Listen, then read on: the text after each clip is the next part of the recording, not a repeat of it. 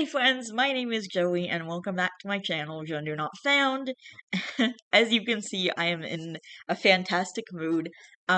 So I'm gonna record at least a chapter and probably two chapters tonight, and I'm gonna try and put another video up because I'm not gonna be able to get I'm not gonna be able to get like a 3 to 4 hour video up until at least Thursday and probably even Friday. Thursday at the earliest, and that's because I know I said I was going to put it up on Tuesday, but I completely forgot that my computer is going to the shop tomorrow because it needs to be fixed, and at the beginning of the week is the only time we can take it. And even though it's family day, the computer place is going to be open tomorrow. So my mom is taking it in, and I'm probably going to be getting it back like Tuesday evening when my mom gets home from work. So until then, I'm just going to be having like, hang on. Until then, I'm just going to be having like, until then, I'm just going to be not having my computer. Like, until then, I'm just going to be not having my computer. Because the beginning of the week is the only time we can take it in because we can't take it in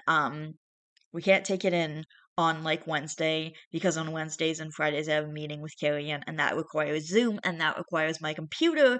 So instead of putting something up on Tuesday, I'm gonna have to do that recording on Thursday at the earliest, and maybe even might have to wait till Friday.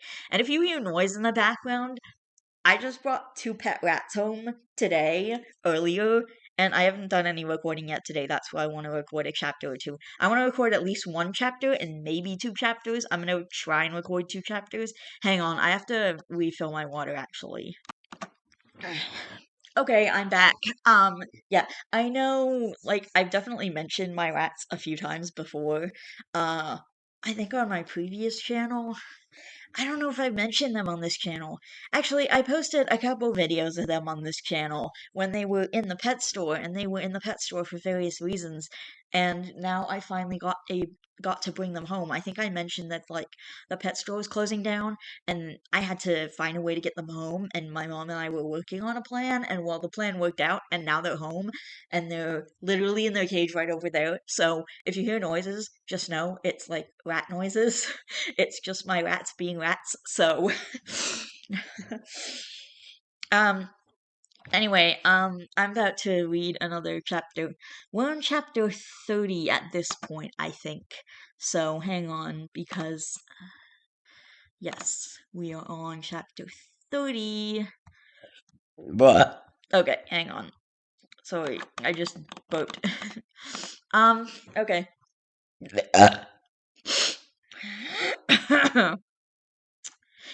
Chapter 30, The Effects of Chemotherapy and Twin Telepathy. Okay, some of the most common side effects are nausea, vomiting, loss of balance, and increased chances of bruising, bleeding, and infection, the nurse said as she hooked up the IV bag on the hook, leaving Fiona and Marshall in the room, returning moments later with a small bucket. Just in case, she said simply. Thanks, Fiona said, taking the bucket and placing it in front of Marshall.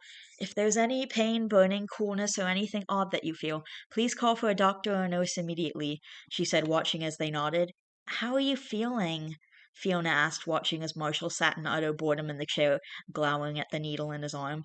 Not gonna lie, but I'm already feeling kinda sick, Marshall said, breathing slowly with his eyes closed. As the time passed, Fiona watched in concern as he grew progressively paler until finally the IV bag was drained of the fluids inside. Are you feeling okay, Marsh? She asked as the nurse poked her head inside once again, only this time entering the room to tend to him. Yeah, just sick, he mumbled slowly, standing after the nurse removed the needle from his arm. He stumbled after taking only a few steps and was caught by Fiona and the nurse. Come on, Marsh, sit back down, Fiona said, leading him back to the seat. I just need a minute, honestly, I'm fine, really, he said, closing his eyes and feeling the heaving sensation in his stomach. Rat noises. Fiona stared in concern, only looking away when she heard a chime from her pocket. It was a text from FP. Here to bring you guys back home, out front. Immediately, Fiona responded with a simple, there in a minute, before returning to Marshall. FP's here to bring us back. Now she turned to face the nurse. Maybe we could use a wheelchair to get him out to the car? Because once we get back to his place, I'll have help supporting him if he needs it. Okay, I'll go get one, the nurse said, walking from the room. Ugh. We're gonna be home soon, and then you can lay down and rest, okay, Marsh? Fiona asked, watching as he nodded. Suddenly his eyes went wide as he gagged, and quickly Fiona handed him the bucket as he threw up, coughing and gagging. Fiona could feel her hands rubbing his shoulders and back soothingly as he threw up once again, holding tightly the bucket. The nurse returned, pushing a wheelchair in front of her. Can we keep this bucket? Fiona asked, as Marshall once again heaved into it. Sure. Together they helped him into the chair, and Fiona walked next to him, leading them to their destination as the nurse pushed them along. Once outside, Fiona helped Marshall stand as he clambered into the truck. Climbing in after him, they were soon on their way. The ride back to Marshall's house was a quiet one, and in the short time it had taken them to get there, Marshall had passed out, leaning against Fiona's shoulder. Slowly they pulled up to the house, and FP shut the truck off. Marshall's really sick, isn't he? The redhead asked, looking at Fiona sadly as she nodded her head. Looking away, FP climbed out of the truck and went around to Fiona's side. Go around to my side and get in that way and try to turn him around. I'll piggyback him into the house. Doing as she was told, Fiona climbed into the driver's seat and helped to turn her boyfriend so FP could pull him onto his back. She watched as FP carried him to the door, quickly following so she could unlock it for him, and once she did so, she watched as FP carried Marshall to the couch, and with her help, the two easily lay him down. Ignitus sat in the living room while Fiona bustled around the kitchen, cleaning out the bucket before bringing it back and placing it in Marshall's view. You want a soda or something? The blonde asked, grabbing a blanket from the love seat and draping it over Marshall. FP simply shook his head.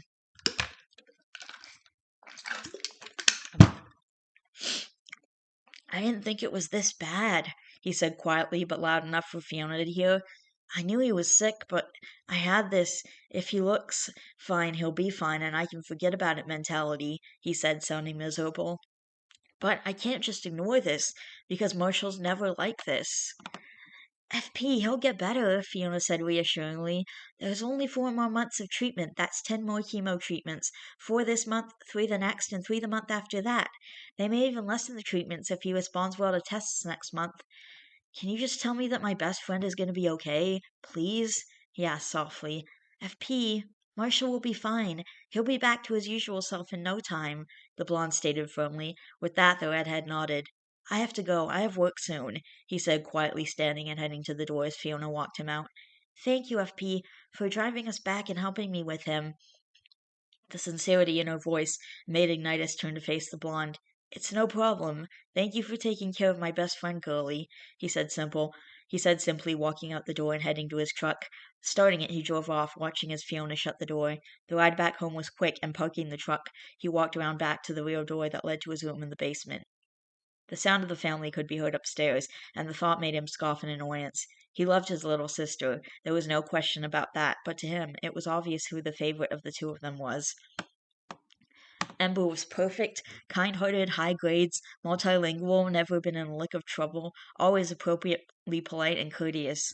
And then there was him, mediocre grades, only spoke English and like 4 words in Spanish, a minor's police record a mile long, and an adult's record that was already more than a page long. Most of it was citations for underage drunkenness and disorderly conduct.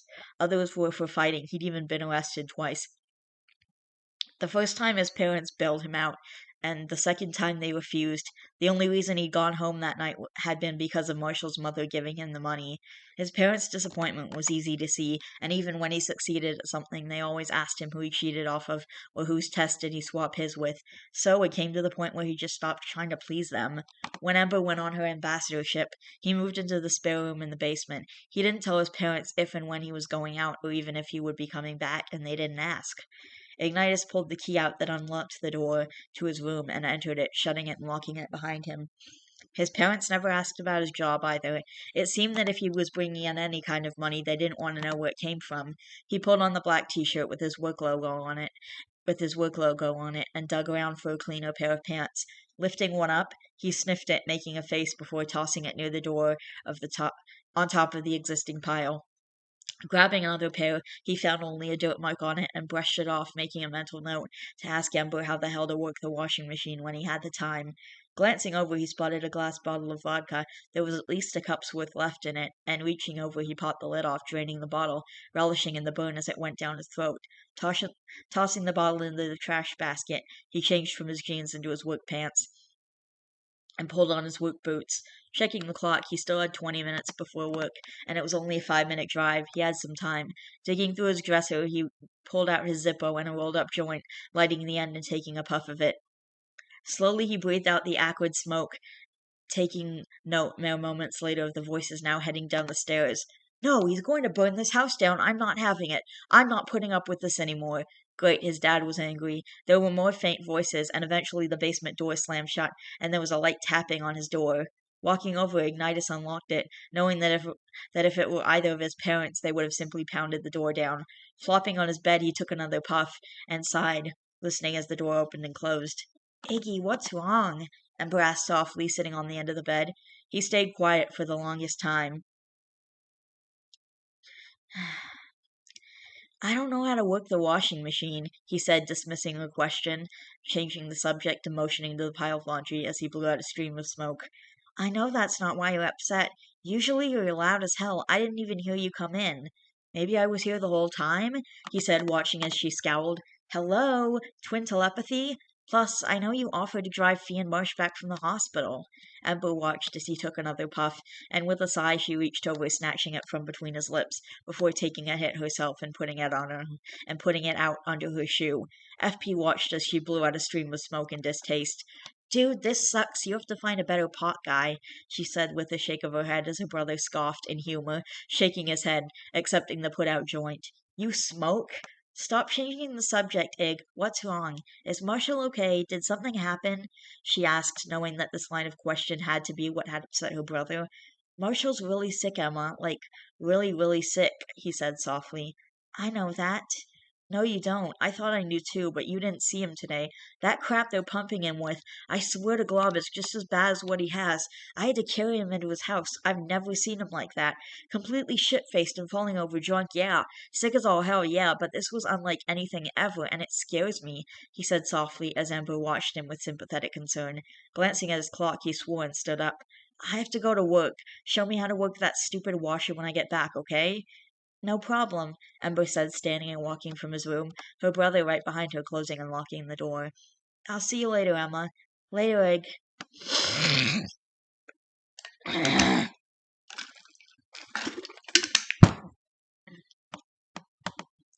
Fiona hadn't even finished washing their breakfast dishes before she heard Marshall coughing and retching into the bucket once again as he dry heaved.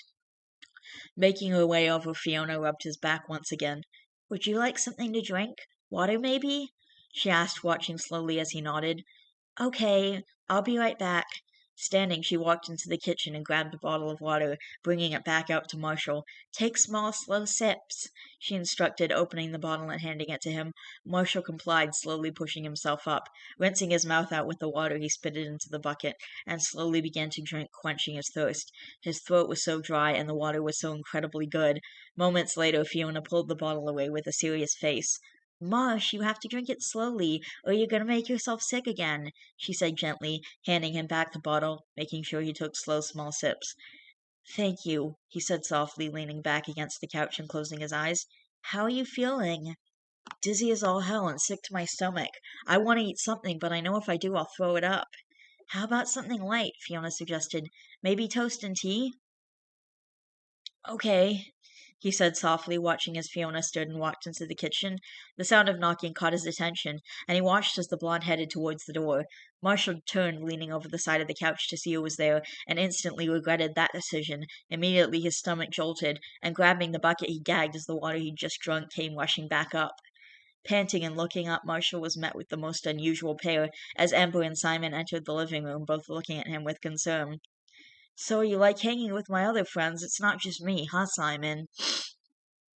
Marshall joked in a quiet voice and watching as his therapist laughed. I assure you, Marshall, your friend and I just happened to arrive at the same time, he said good-naturedly. Are you okay, Marsh? Ember asked softly. She didn't want to admit it, but her brother was right. She'd never seen Marshall like this. He was honestly a shell of what he'd been yesterday. I've been so much better, Em.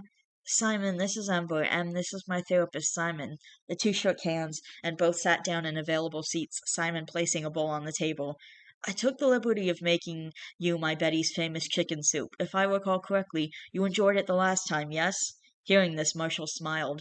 Heck yes, I did. Your soup is awesome, he said, breathing slowly, trying to calm his stomach. Fiona returned with 3 cups of tea and some toast for Marshall. Did you want some tea, Em? She asked, watching as the redhead nodded.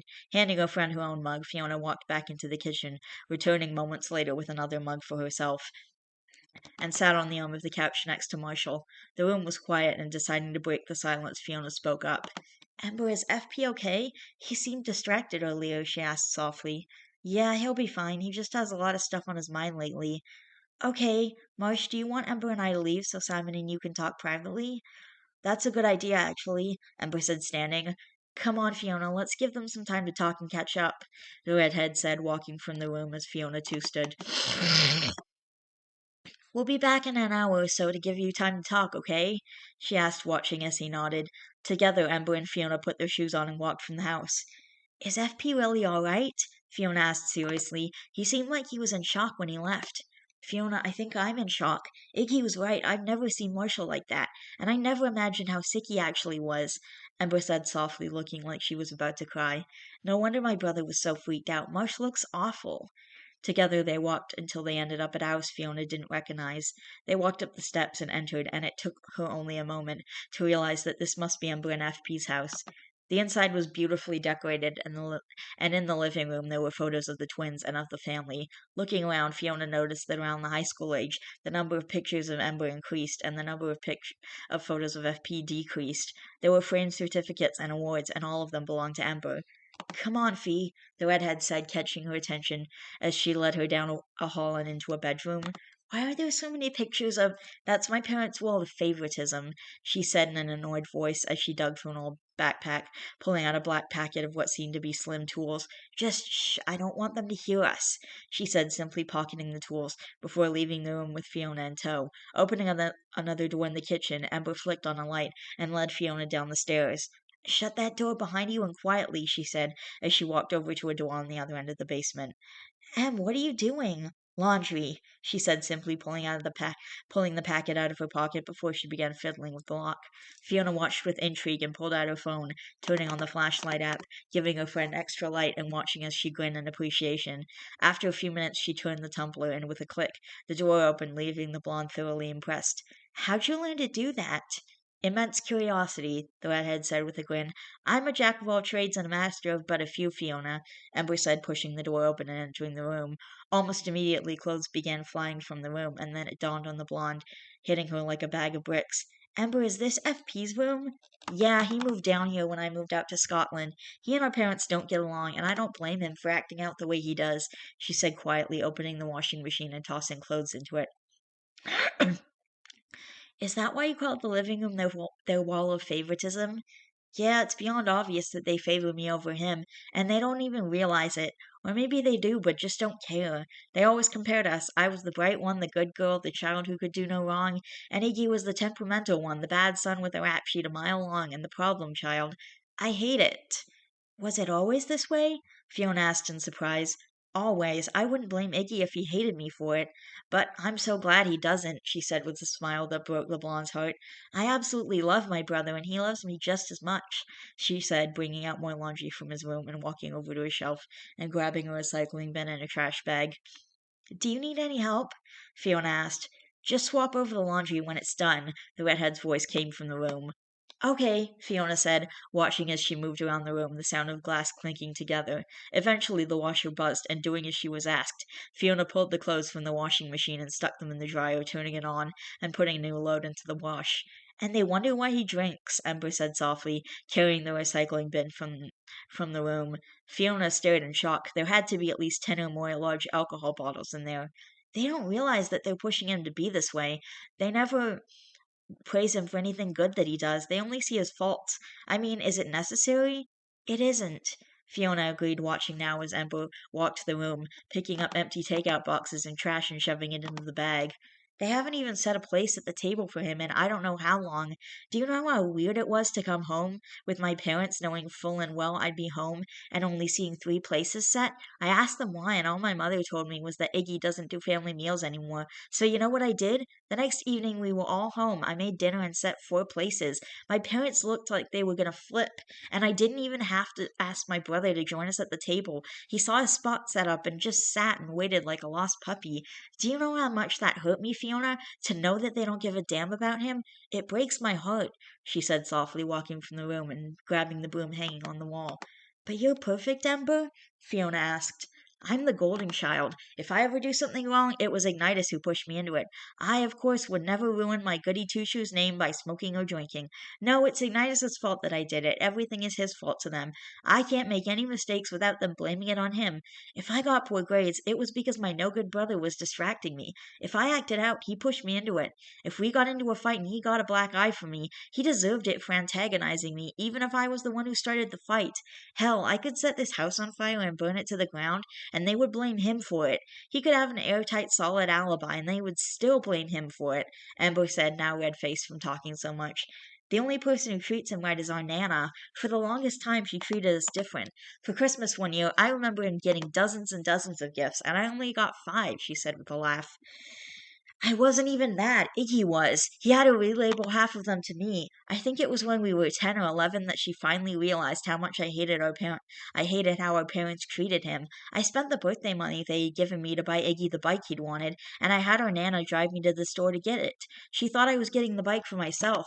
I swear she was so proud of me that day, and my parents, they were so angry. They said he didn't get any birthday gifts because he did bad in school, but that still to me wasn't fair. So I bought him the bike, brought it to Nana's where he was,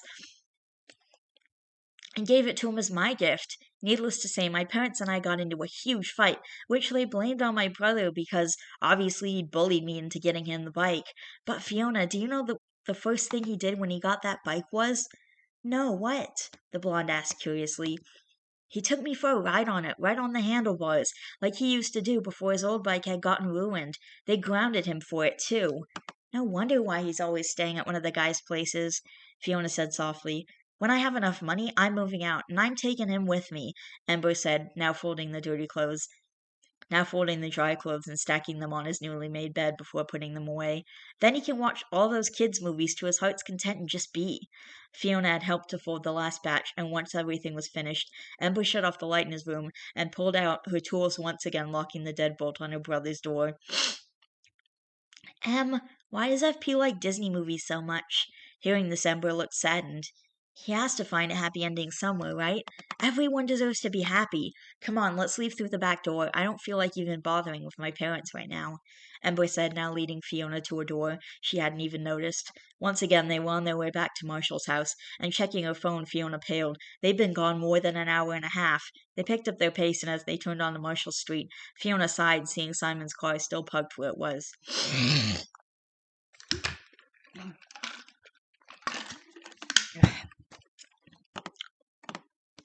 They had talked for what felt like days. It had been more than 2 weeks since he and Simon had last talked, and more than 3 since his last session.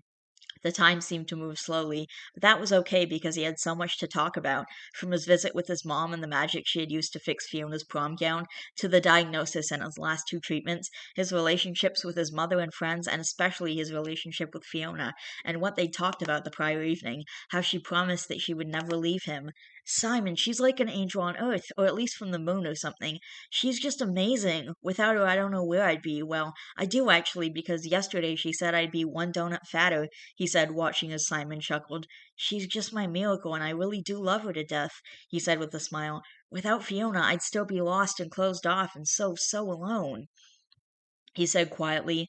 They had sat in silence for a moment, Marshall lost in his thoughts, before the sound of the door opening met their ears. I'm so sorry. We lost track of time doing laundry at Ember's place, and it's okay, Fee. We've seriously been talking this whole time, Marshall said, sounding like he was in a much better mood. Really? Okay. Do you want me to put that soup in the fridge for you, or would you like to eat it now? The blonde said. What? The blonde asked while Ember caught her attention, motioning towards the door. Later, Marshall, feel better, the redhead said. The redhead called out before shutting the door. You can put it away, Fee. I had a few bites already, Marshall said as he wearily stood up, letting out a breath. I'll be back in a minute, he said, using the furniture to keep him upright as he headed to the bathroom. So, how is he? Fiona asked, looking at Simon. Well, I'm honestly not at liberty to say, with Marshall being my patient and all. However, he thinks the world of you, Fiona, the white-haired man said, watching as the blonde beamed. I can see why as well. You're a lovely young woman who cares for him deeply. Not many at your age would abandon their summer to take care of a loved one. It shows a lot of character, he said with a smile. Thank you, Fiona said happily. I know you two are talking about me, Marshall said with a pout, walking back into the room. Actually, we were discussing Miss Fiona herself and what her actions speak of her character. Hearing this, Marshall scowled. I already told you she's some sort of moon angel sent to Earth. Now Fiona laughed. What? You heard me. I'm still trying to figure out your planet of origin, so for now you're from the moon, he said simply as he closed his eyes, sitting back on the couch. Well, Marshall, I'd say that tonight's session was very productive and beneficial, but I'm afraid I must bid you both farewell. It's getting quite late for an old man like me, he said with a warm smile.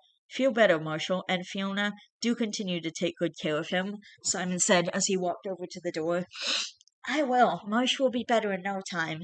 With him in your care, I don't doubt that at all. Have a pleasant evening, and I'll see you both soon, Simon said with a wave before he too left for the evening. Are you tired, Marsh? Fiona asked, walking over and standing next to him. Yeah, he said, slowly pushing himself up, as Fiona wrapped her arm around his waist, helping him to get to the stairs, then to climb up them. The trip only took a few minutes, but it had quickly worn Marshall down, and the very moment he was able to, he'd flopped down on the bed with a sigh. He rolled over and pulled his shirt off, tossing it in the direction of his dirty laundry pile. Do you need a minute alone to put on your pajama pants? Fiona asked, not really wanting to leave him alone with the possibility of him falling. I'll just put them on the bed, he said, kicking his jeans off and making Fiona blush hard as she looked away. Oh, I'll just put them on the bed, he said, kicking his jeans off and making Fiona blush hard as she looked away. Fee, can you pass me those pajamas? Marshall asked, and still trying not to look at him, Fiona tossed him a pair of pants, only turning to look as Marshall laughed. I know I look good and everything, Fee, but wearing your clothes is pushing it, he said, tossing them back at her. Fiona looked around, spotting Marshall's pants, which had only been inches from hers, and tossed him the right pair this time. Ta-da, I'm decent. He said with a smile, leaning back against his hands in contentment. Sometimes being in your own bed was just the best place to be.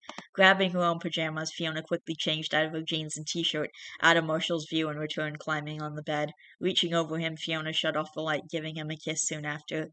Good night, Marshall. Night, Fee.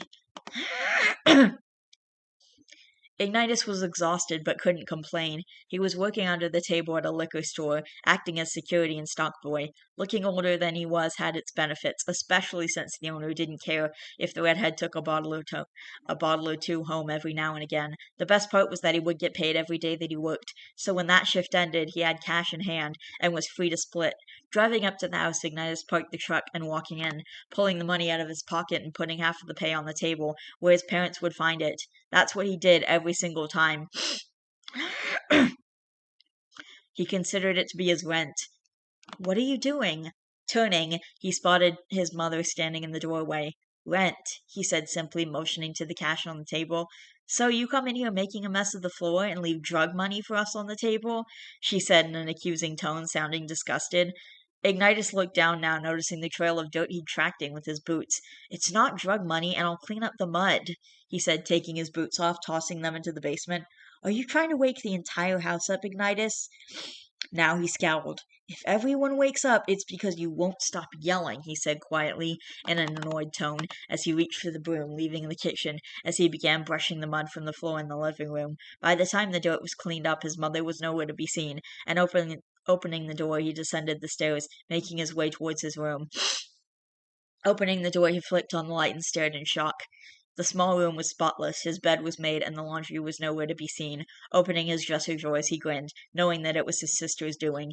Deciding to go up and see if she was awake, he once again ascended the stairs, only to stare in surprise to see both his parents now standing in the kitchen, with a small box on the island where he'd placed the rent money earlier. Where do you think you're going? His father asked as he shut the door behind him. I was gonna go talk to Emma. Is that a crime now? Don't you dare bother her at this hour. Don't you dare bother her at this hour. She needs her rest. She only came back from visiting her sick friend an hour ago and doesn't need to be bothered with you. His mother snapped. Ignitus, your mother and I have come to the decision that it would be in everyone's best interest if you moved out of the house. His father said firmly. What the hell? Why?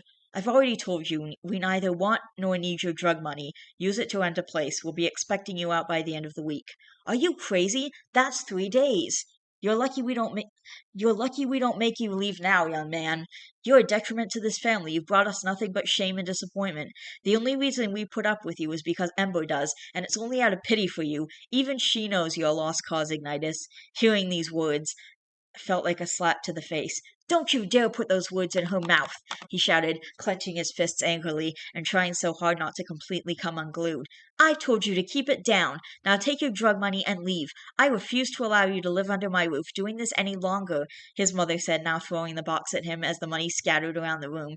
It's not drug money. I actually have a damn job, he roared, punching the door angrily and putting a hole right through it. Why is that so hard for you to understand?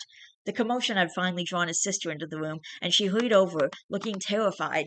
What's going on? Is everything? She paused, taking in her two angry parents, her angry brother, and money scattered everywhere. What the hell is going on? She asked, looking from her parents to her brother, spotting the hole in the door behind him. The room stayed silent. Finally, Ember passed her parents, careful to avoid stepping on the money, and stopped in front of her brother. Iggy? She asked softly, trying to look at him, but her brother wouldn't meet her eyes. Ignitus, look at me. Finally he did, and the sight broke her heart and crushed it into tiny little pieces. Her brother was close to tears, and immediately he looked away. Is that your money on the floor? She asked softly, watching as she shook his head no. Of course it's his money. Mom, shut up! The girl snapped as her parents looked at her in shock. I'm speaking to my brother, she said quietly, turning back to face her twin. Was it your money? Now he nodded. What was it for? Rent money for them. Hearing this, she nodded, lifting his hand to look at it. Did you punch the door? Yes. Stop it. You're just going to hurt yourself, and I don't want you to do that, she said in a gentle, scolding voice. Now, why is that money all over the floor, Iggy? She threw it at me. Now Ember turned to give a questioning look to her parents before returning her gaze to her brother. Why did she throw the money at you? They want me to use the money to leave and not come back. Now she did turn to her parents. Why? She screeched, looking beyond livid. Because, Ignitus said behind her, watching as his sister turned back around. I'm a detriment to the family. I'm a shameful disappointment, and the only reason they let me stay was because you put up with me out of pity, because you knew I was a lost cause. Emma, please tell me you don't think that, he said in a pleading voice, barely able to choke back the tears. Oh, Glob, Iggy, no, I don't. You're my big brother. I'd be the lost one without you. Now, pick up your money. Help me pick it up, she said, crouching down and placing the money back in the box and collecting the bills that had landed near her parents. Once all the money was picked up and placed neatly in the box, Ember put the box in her brother's hands. Hold this, she said, simply watching as he did what he was told. Now she stood with her back to her brother, with her hands on her hips as she faced her parents. If Ignitus is being kicked out, I'm leaving with him, she said firmly. Emma, no, you aren't ready to be on your own, her mother said almost desperately as Ember stared at her in disgust. I lived without you in a foreign country for more than 2 years and thrived. I think I have a pretty good chance at succeeding at home, she said, giving them a scathing glare. Now she turned to face her brother. Iggy, go pack a bag, as much as you can carry, and I'll do the same. We're leaving right now, and I know where we can go, she said softly, watching as he nodded and slowly descending the stairs. Ember, don't let this pathetic act drag you down to his level. Dad, shut up. My brother is smart and sweet and one of the nicest people you'd ever meet. He'd give you the shirt off his back or the shoes off his feet if you needed them. No, he's not a genius, but I'm far from one myself. You both disgust me, she said, pushing past them as she walked to her room, grabbing her travel bag. Ember, he's dragging you down. Don't you dare say that, she growled, packing her bag as both of her parents stood in the doorway. The way you treat my brother is horrendous, and he works so hard for your approval. I don't even know why he does, because if I were in his shoes, I'd have burnt the house down by now. Young lady, I'm an adult. Don't you dare young lady me. My brother is me, and I am him. We're the same person, and at the same time, two completely different people. When you hurt him, you hurt me, and you've been hurting both of us for years, and I think I've had enough. And now we've had enough. I've had enough. I refused you to watch you hurt my brother any more. If I had the money earlier, we would have both been gone faster than you can blink, she said, tying her shoes and lifting her bag as she walked to the door. Move! I absolutely refuse. You are not leaving this house. I have no idea what kind of thoughts your brother shoved in your head, but Amber turned angrily, walking to the window and shoving the bag through it, pushing out the screen, as her parents watched in horror as she quickly made her way through it. Amber, get back in here now! Her mother screamed, watching as the young woman tossed her bag off the porch roof. Iggy, I'm out front! She called, watching as he hurried over with his bag, looking around. Peekaboo, she said as he finally looked up. I'm kind of stuck up here, she said loud enough for her brother to hear, and with a sigh and shake of his head, FP carefully positioned himself underneath his sister, watching as she hopped down. He caught her easily, setting her on the ground, and grabbed her bag with his other hand, making his way to the truck, tossing them both in the bag. Simultaneously, they climbed into the truck.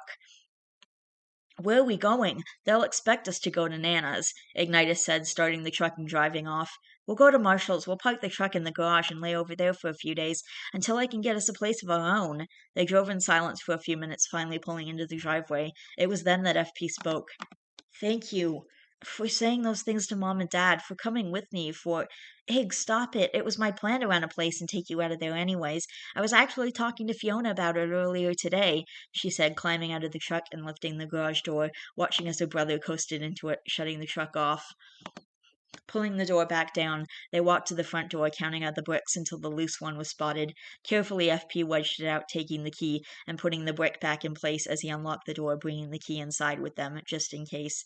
They shut the door quietly, carefully, as not to wake the residents of the house, and knowing where the blankets were from past crashing experience, FP grabbed two, tossing one to his sister and taking his usual spot on the couch as she settled on the love seat.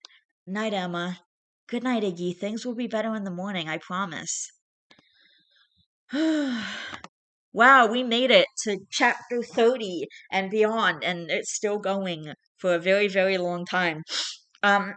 So there's still like over 100 chapters left, and I think my rats have pretty much settled by now. I still hear one of them chewing, so it's making a cute little munching noise. But wow, that was insane. I mean, I knew I'm really pissed off about that. I hate child favoritism because my dad used to do that with me and my sister, and it was obvious he liked my sister more than he liked me, and he used to blame me for everything. Like, no matter what it was, didn't matter, he would blame me for it. It's 9 o'clock, so I have to shut this off and take my meds. That was a long chapter. So I'm just gonna shut this off and be done for the night. I love each and every one of you guys. Please don't forget to always be yourself. You are valid, and I love each and every one of you guys. Um, one of my rats is munching. Anyway, I'll see you all in the next video. Bye.